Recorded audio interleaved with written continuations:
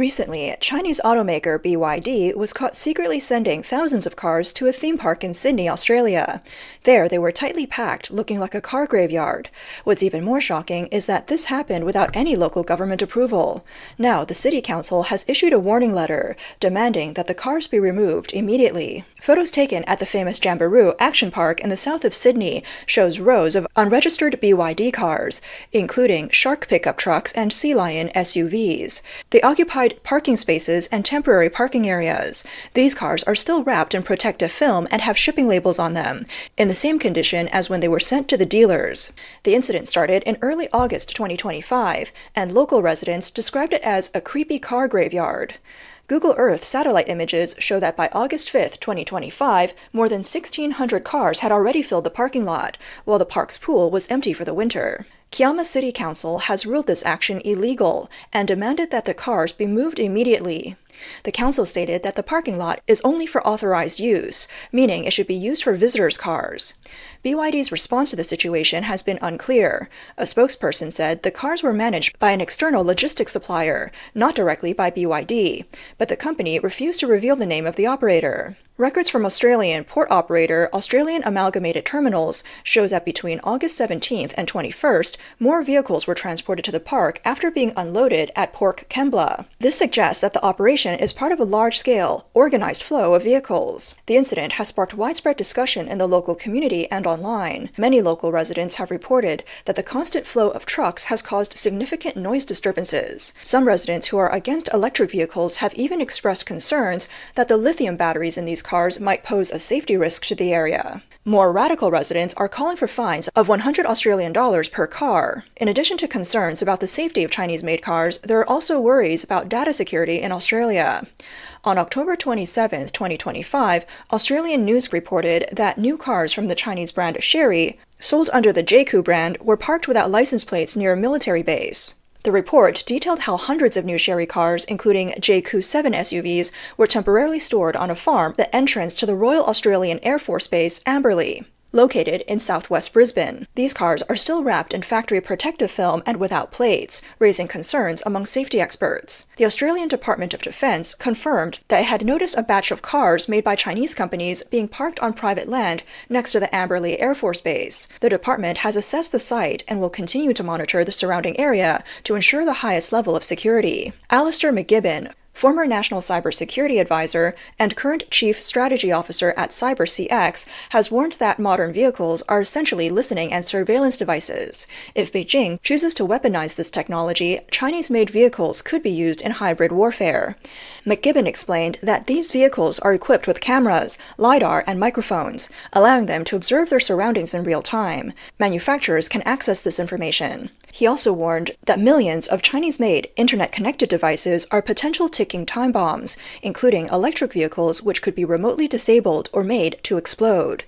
After the incident was revealed, Chery Australia responded by calling it Standard Logistics Temporary Storage and promised to move the vehicles as soon as possible. However, this only heightened the sensitivity around the China-Australian trade tensions. In October last year, BYD was involved in a privacy breach controversy. Australian car owners claimed that their BYD Atto 3 electric vehicles had a privacy vulnerability that allowed the company to listen in on conversations inside the car through software.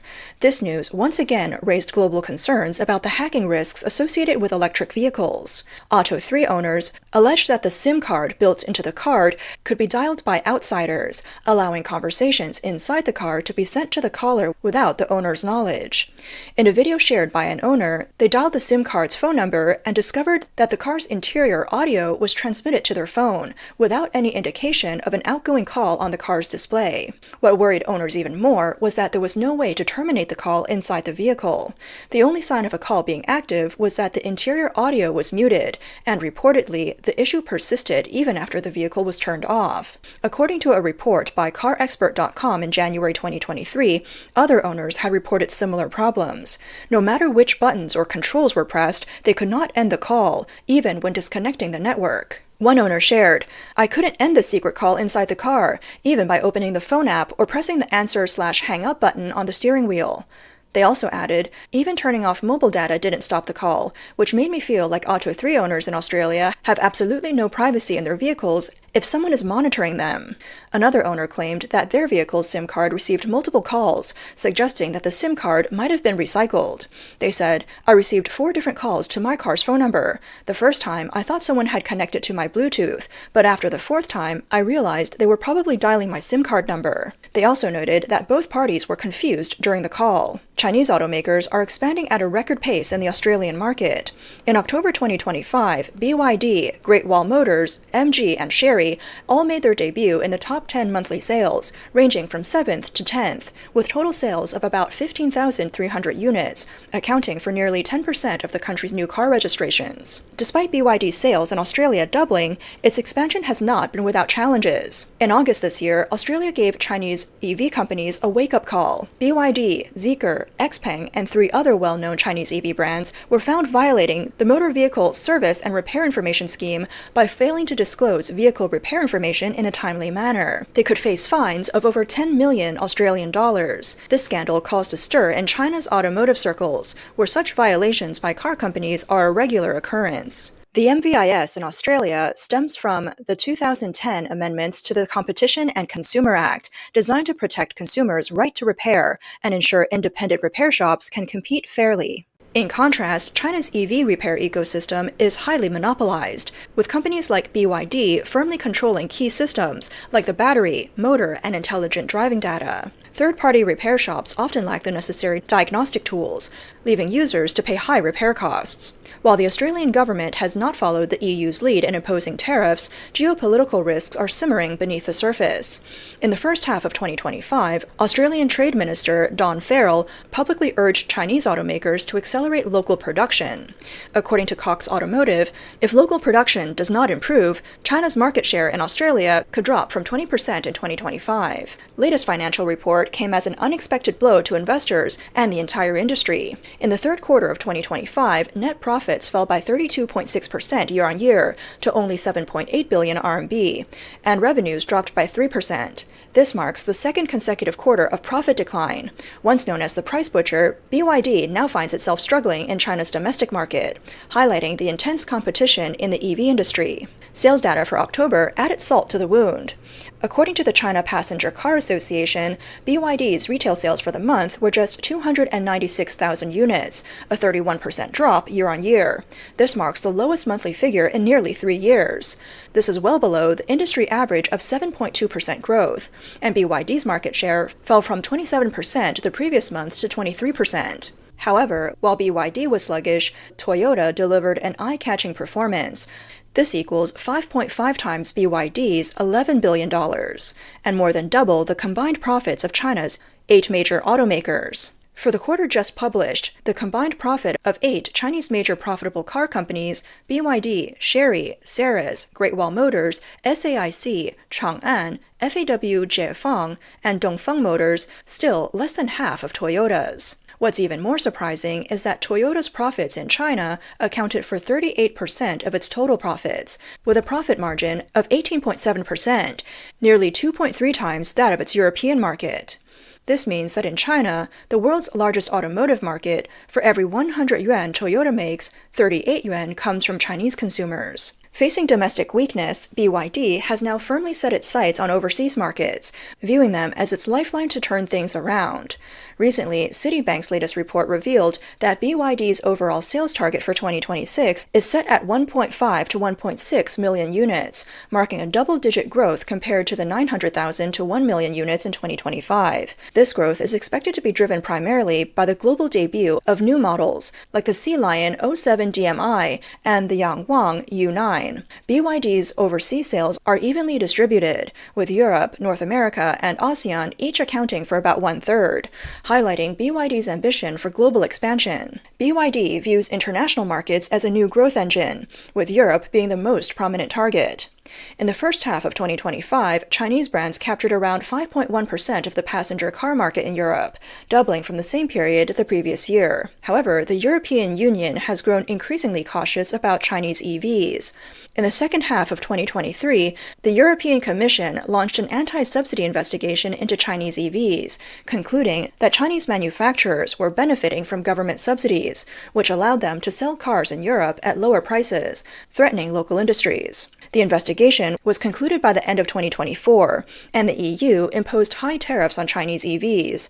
In addition to the existing 10% basic tariff, additional anti-subsidy tariffs were set at 17% for BYD, 18.8% for Geely, and up to 35.3% for SAIC.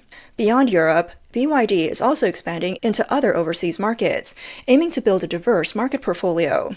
However, the situation in North America, particularly in Mexico, has made BYD's expansion more precarious.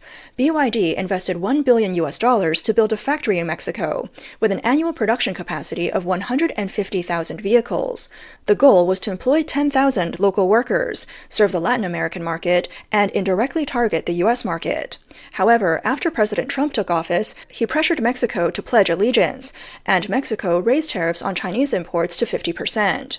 Bloomberg analyzed that this move was preparing for the 2026 U.S.-Mexico-Canada agreement, which has tightened localization requirements to 75%, aiming to block Chinese components from entering through a back door. As a result, BYD's Mexican project was temporarily halted, with senior executive Li Yunfei acknowledging the geopolitical risks were too high. Additionally, while BYD's plants in Thailand and Brazil are in production, the cost of localizing the supply chain has increased by 15%, and export profits are only 2,000 yuan. BYD faces four major challenges. The first challenge is the price war in the low-end market. BYD has transformed from a battery supplier to a giant in China's automotive industry, relying on low-end mass production and government subsidies.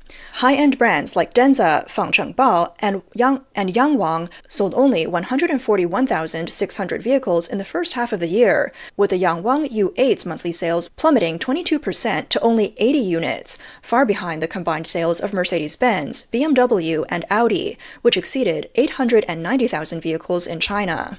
Despite achieving a 32% market share in the domestic market in the first quarter of 2025, BYD's profit was just 8,854 yuan, far below Tesla's 70,000 RMB.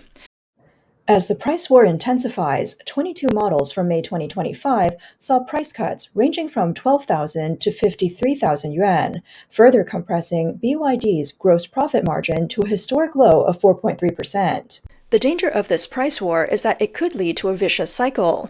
Compressed profits result in insufficient investment in research and development, which makes products more homogeneous, leaving companies to compete on price in the low-end market, unable to break through to higher-end segments. The second challenge is the rapid depreciation of Chinese EVs, a major pain point for domestic manufacturers. BYD's Seagull model saw its one-year resale value drop from 75% in 2024 to just 68% in 2025, far below Tesla's Model Y at 82%.